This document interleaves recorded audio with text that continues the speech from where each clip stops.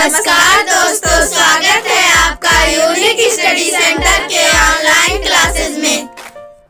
तो हेलो दोस्तों, स्वागत है आपका यूनिक स्टडी सेंटर के ऑनलाइन क्लासेस में। दोस्तों, जैसा कि आप जानते हैं, ये चल रहा है आपका कक्षा 9th का मैथ का क्लास चल रहा है, जिसमें हम पढ़ रहे हैं त्रिभुज प्रश्नावली 7.1 का। आज जो हम क्वेश्चन देखेंगे वो देखेंगे क्वेश्चन नंबर 5।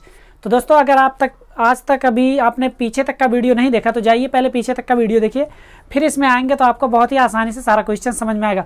और नहीं अगर देखा है पीछे तो आज देखिए क्वेश्चन पूरा लास्ट तक का देखिएगा, कॉपी कलम लेके बैठ जाइए, पूरा नोट करते रहिएगा।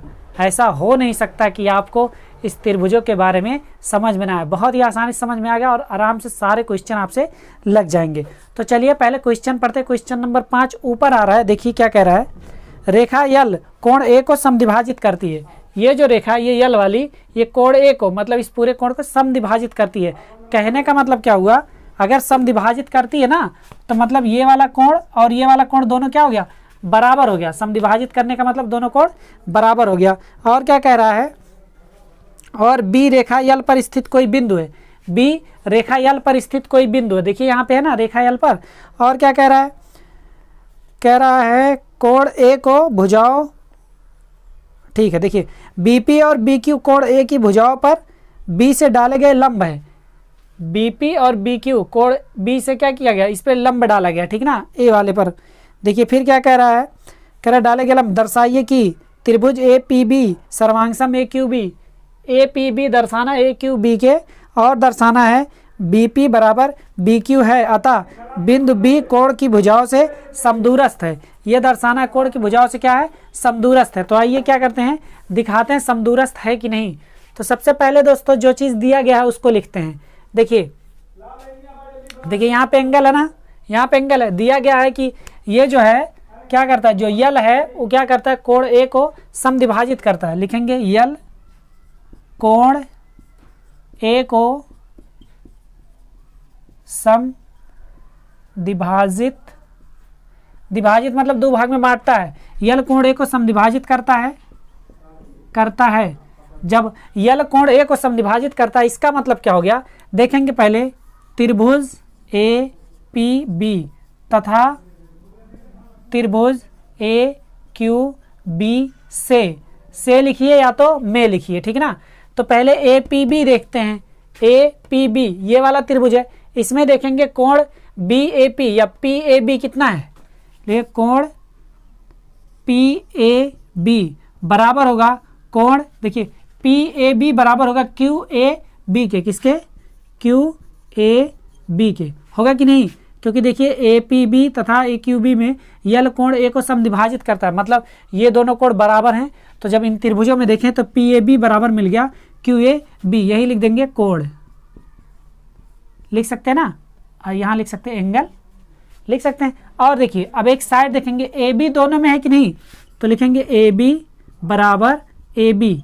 देखिए ये ए और बी यहाँ तक का है, तो ए बी इस वाले त्रिभुज में भी है, इस वाले त्रिभुज में भी है, तो यही लिख देंगे भुजा।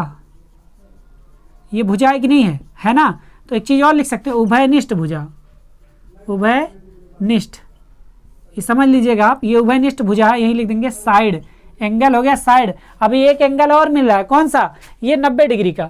90 डिग्री जो मिल रहा है उसमें देखेंगे ए पी बी में, तो ए पी बी कोण ए पी बी बराबर कोण किसके, ए क्यू बी के, ए क्यू बी के। ये क्या है, कोण है, ठीक ना। और वो भी क्या है, समकोण है, यही लिख सकते हैं समकोण है, ठीक ना। और यहाँ लिख देंगे एंगल। तो देखिए जरा, एंगल साइड एंगल, ये वाला एंगल साइड एंगल द्वारा इस सर्वांगसम हो गया कि नहीं। लिखते हैं एंगल साइड एंगल नियम के द्वारा। अब एक चीज़ ध्यान दीजिए दोस्तों, इसको ऐसे अगर हम एक दूसरे के ऊपर ऐसे पलट दें, मतलब यहीं से मोड़ दें ऐसे, तो ए पी बराबर ए क्यू हो जाएगा और बी पी बराबर बी क्यू हो जाएगा कि नहीं, हो जाएगा ना। और ये ए बी जो है, ए बी दोनों में उभयनिष्ठ है कि दोनों में बराबर होगा। तो इससे क्या हो जाएगा, ए एस ए नियम के द्वारा, एंगल साइड एंगल नियम के द्वारा क्या हो जाएगा, त्रिभुज ए पी बी सर्वांगसम हो जाएगा त्रिभुज ए क्यू बी के, हो जाएगा कि नहीं। देखिए ए पी बी सर्वांग हो गया ए क्यू बी, और यही हमको सिद्ध करना था, ए पी बी सिद्ध कीजिए कि सर्वांग ए क्यू बी के, ठीक है ना। ये हो गया हमारा उत्तर, ये पहले का उत्तर हमारा हो गया, सर्वांग हो गया। अब एक चीज़ और दिखाना हमको दोस्तों कि ये जो बी पी है ये बी क्यू के बराबर है कि नहीं, ये वाला था पहला वाला। अब यहाँ जो सिद्ध करेंगे ये करेंगे दूसरा वाला। सिद्ध क्या करना है, ये दोनों सर्वांग हो गया तो लिखते हैं सी पी सी टी के द्वारा, सी पी सी टी के द्वारा। अब ये पूछिए सी पी सी टी क्या है।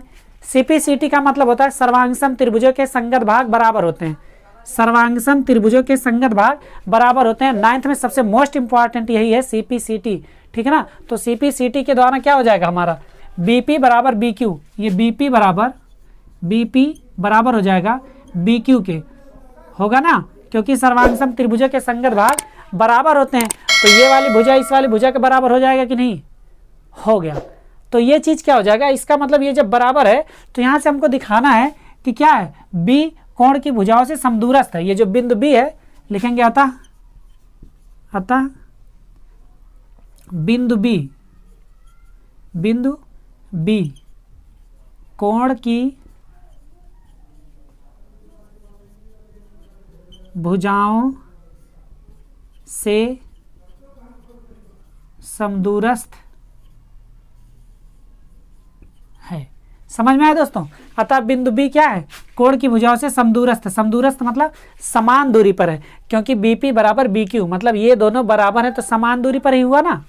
बहुत बढ़िया। तो दोस्तों उम्मीद करते हैं कि पूरा का पूरा क्वेश्चन ये आपको आसानी समझ में आ गया होगा। बहुत ही आसान क्वेश्चन है, एक बार नहीं समझ में आया दोबारा देखिए, नहीं समझ में आया दोबारा देखिए, कमेंट करके बताइए कि दिक्कत कहाँ हो रहा है, फिर से एक वीडियो डाल देंगे। जिसको बोलेंगे ये नहीं समझ में आया उसके लिए एक दूसरा वीडियो डाल देंगे, मैथ कॉन्सेप्ट वाले में या मोस्ट इंपॉर्टेंट क्वेश्चन वाले में डाल देंगे, ठीक है ना। आप प्लेलिस्ट को चेक करते रहा करिए, ठीक है ना। तो चलिए दोस्तों, अगर समझ में आया तो वीडियो को लाइक करिए, चैनल पर नया हो चैनल को सब्सक्राइब कर दीजिए, कमेंट करके हमको सुझाव भी दीजिए। अगर आपका कोई सुझाव हो तो कमेंट जरूर किया करिए, ठीक है। और दोस्तों के साथ अपने शेयर करिए। मिलते हैं आपसे आपके अगले क्वेश्चन में, तब तक के लिए बने रहिए यूनिक स्टडी सेंटर साथ। Bye bye, take care and जय हिंद। हाँ, डोंट फॉरगेट टू सब्सक्राइब जरूर करिए और कमेंट करिए कहाँ से आप है ये भी कमेंट किया करिए, ताकि हमको पढ़ने के बाद अच्छा लगे कि हाँ यहाँ तक के बच्चे हमसे पढ़ रहे हैं। चलिए bye bye, take care and जय हिंद।